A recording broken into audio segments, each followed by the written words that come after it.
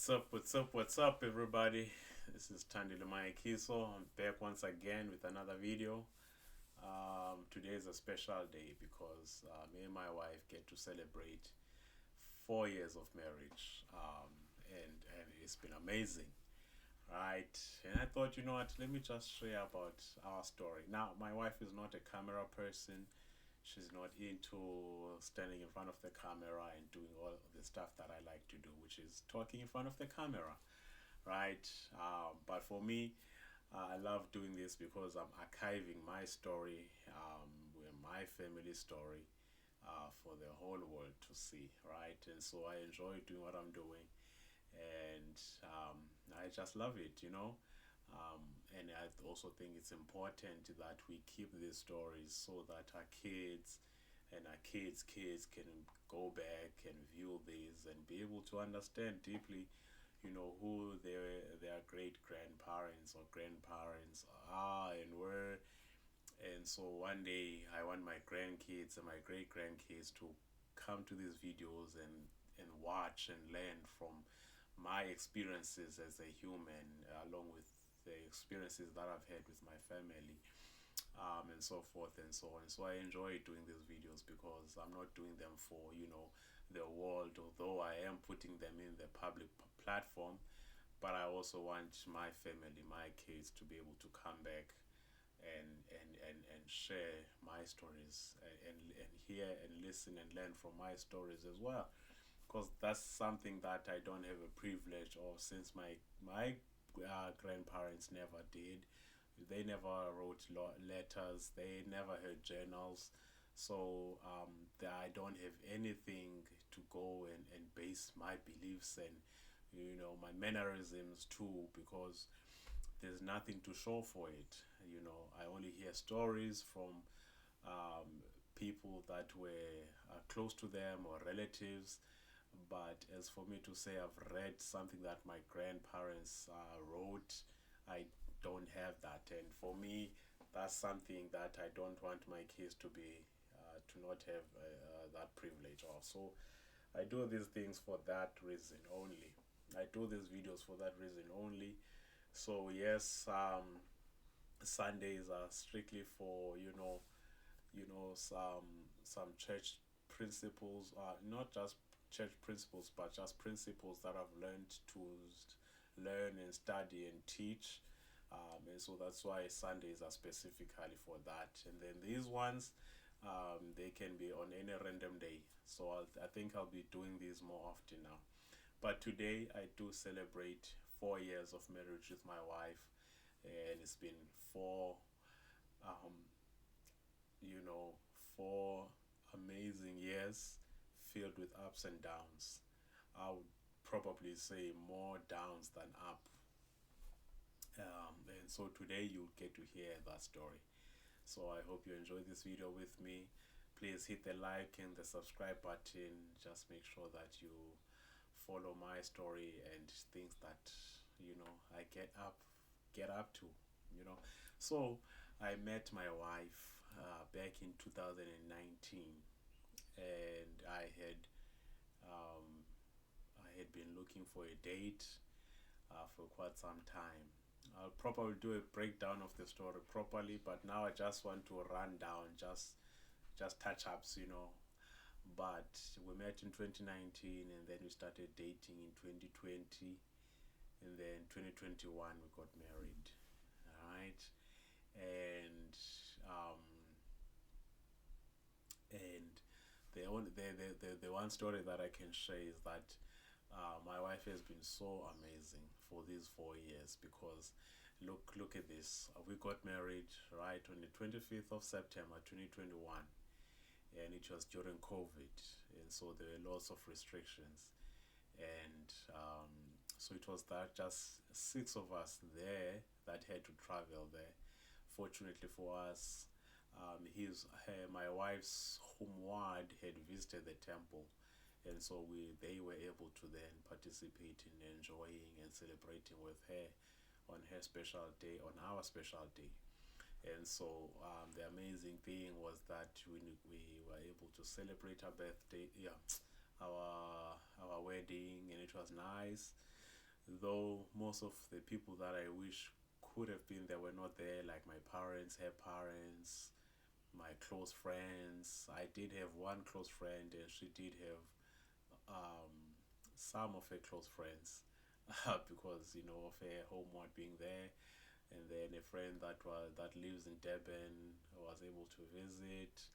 In fact, two that live in KZN were able to visit. We had gone with one of her friends. We had traveled with one of her friends, Noki, Sister September, and Brother Moltino, who's my friend. So they traveled with us. We used a bus, um, city to city. That's how cheap we are. We used a city to city bus to travel, but it was nice, man. It was amazing, and it was still during COVID, so the COVID restrictions that we had to adhere to. But all in all, we had an amazing time. But let me just tell you, I'm going back now. So when I engaged my wife, I had been doing this program for Mercedes Benz. It was a 7 week program, which was a training program.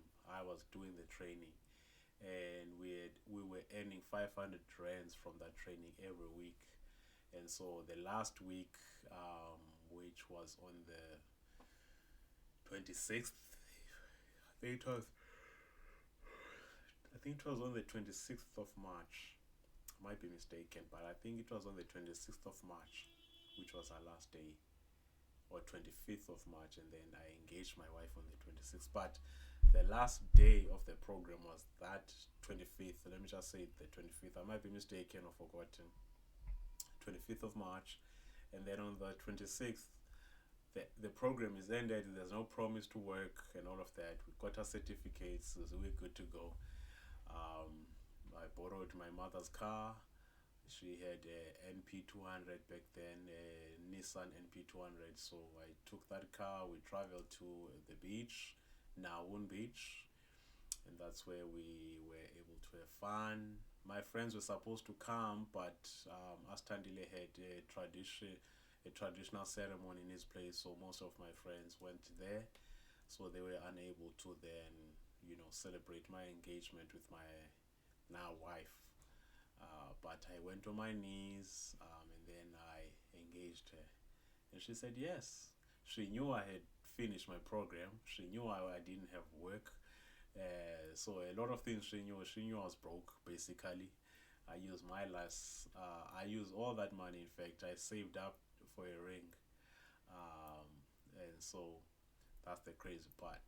And so then for the next, what, April, May, June, I am without a job, and we are planning for a wedding. Imagine. We are planning for a wedding, and initially it was supposed to be on the 20.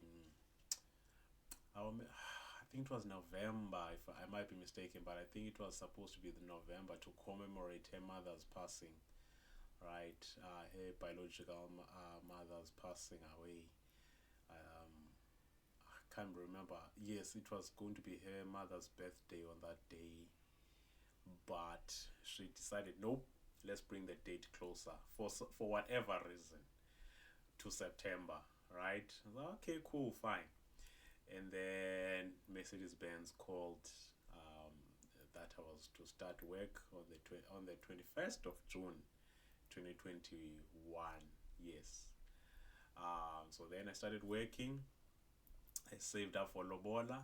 I'm not gonna tell you the price, but it was pricey that I saved up for. Um, and then the rest of the months, I was just saving towards the wedding now. And so when the wedding came, we were ready. In fact, before the wedding, me and my parents, we all traveled to, when I say parents, my uncle, because my father is nowhere in the picture. So we traveled to her place. Can't remember the dates, but I know it was the week before. No, no, it was not a week before. A month before. Yes, I think a month before or 3 weeks before. Either a month before we got married. We traveled to a place. I didn't go in. My uncle went. My uncles went in to do the lobola, so me and my mother stayed in the car because we're not supposed to be part of the lobola. And so um, they did the lobola stuff, and that finished. Everyone agreed on the price, and then they accepted the amount we brought, and they were happy. So everyone was happy.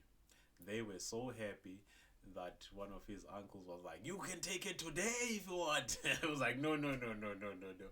We haven't prepared for that." And so we traveled back. So that was fun, and then she came a week before we got married so that we can do our side of the traditional wedding stuff, to accept her, in my home.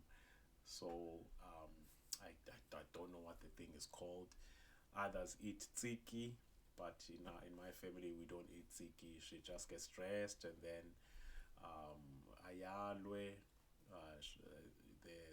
The My family then talks to her on how to be a wife and how to behave, basically things to expect in marriage, all those things.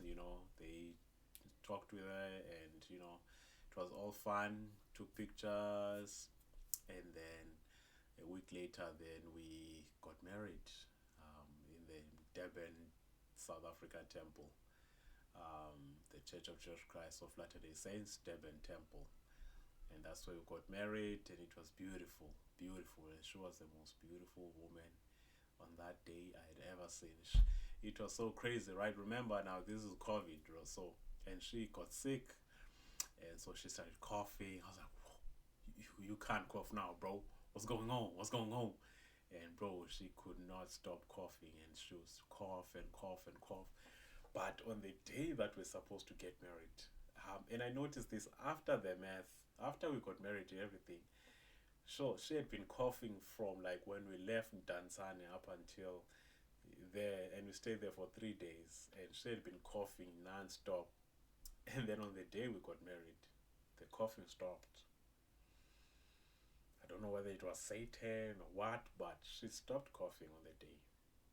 And then we got married, nice, all things nice. And then I asked her, "Yo, weren't you sick? Why did you become healthy for some odd reason?" And she's like, I wanted to cough so bad, but I held it in because I didn't want to be disqualified, or be a red flag because I'm coughing. They would say it's COVID. I got COVID, so I held it in. The most of the time, I was like, "Oh dang!" So he was suffering. um, so that was a cute story, and then we came back. We came back home. Then I went to work, and I got a letter of retrenchment at work that the next week it would be my last week. So I got retrenched. Got married on the 25th. On the 4th of October, I was out of a job. And for the next 9 months, I don't know, well, I know how we survived through the Lord, but at the same time through family. Family was able to support us, and they held us up. And then September, no, when did I get employed? August, I think. Yes, I think August. No, September. That's when I got employed. September.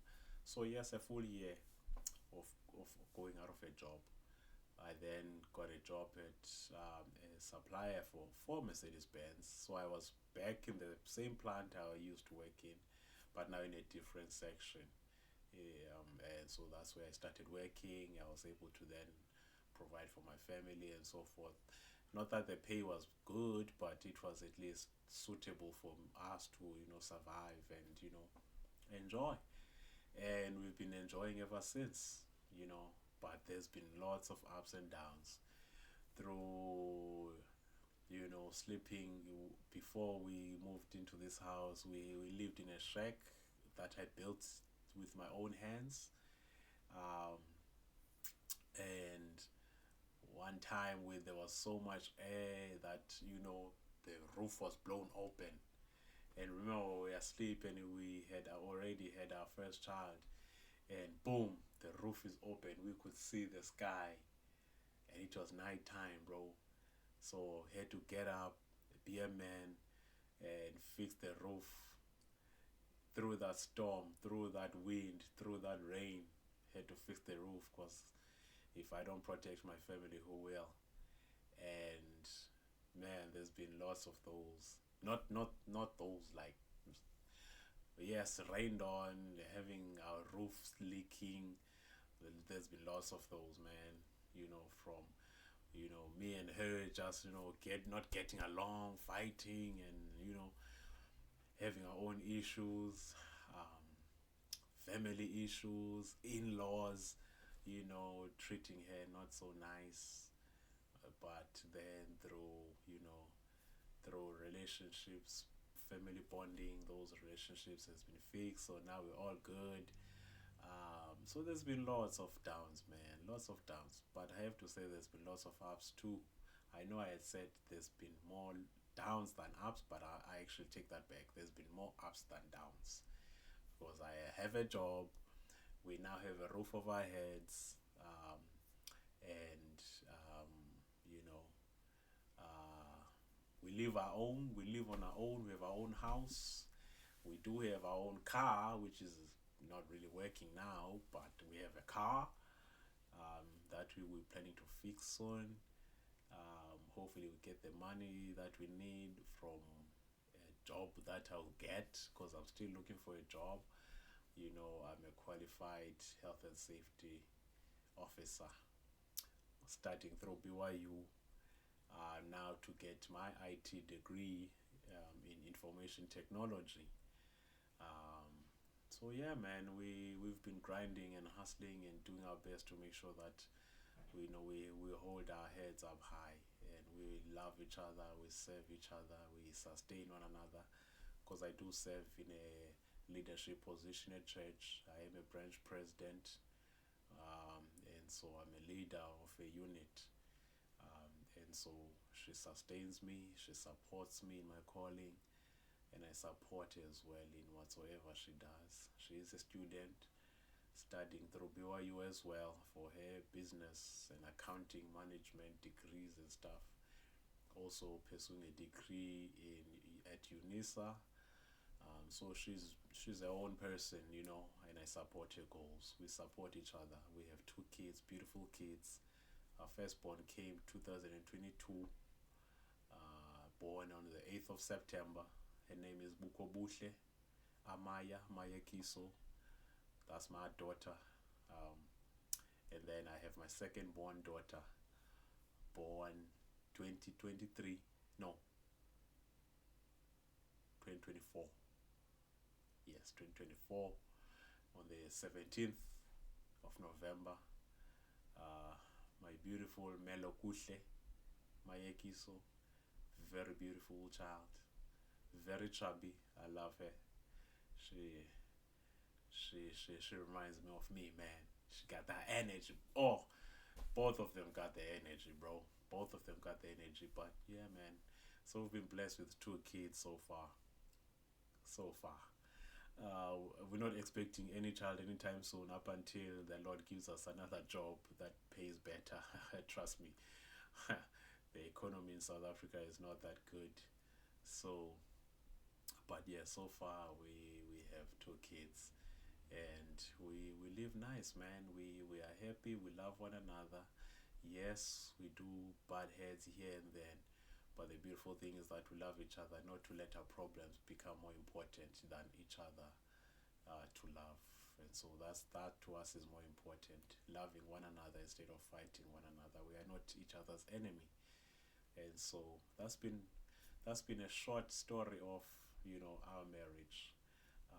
And if there's any hope that what I need to send out there is that trust in love. I know we live in a time now where marriage is not that important, but I promise you, marriage is sacred. It's important. It's what God wants. And if you're a Christian believer and you still believe in love, you will find your partner. You will find that one person you can trust with all of your heart, mind. And I promise you that you will enjoy the blessings of marriage if you take care of your marriage, if you love your spouse, you trust them with you, and you trust them, and they trust you with them enough to give themselves all to you, and you make sure that you honor that, and you be a blessing in their lives, not a curse. You know, you don't become a headache, but a help. A trust, a builder, a friend, a lover. All in all, you need to serve all. You know, physically, sexually, spiritually, mentally, psychologically, temporally.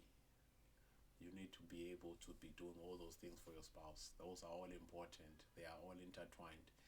You can't survive without any other. They are all important. So make sure that you give your all to your person, but make sure you date right. Date to marry, and you don't compromise on the standards you put your standards, and those your standards will be what will help you in the long run.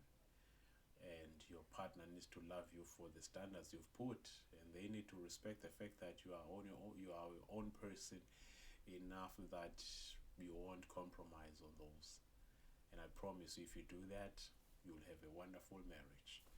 No, not everyone will seek to have your type of love, and that's what you want, is to be a motivation to others, like I was to my niece. My niece never wanted anything to do with marriage because she saw her parents get divorced.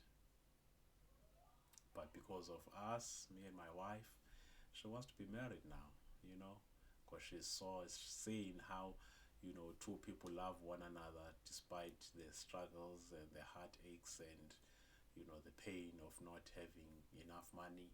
Many people put money first in their marriages. Yes, money is important. We need to survive.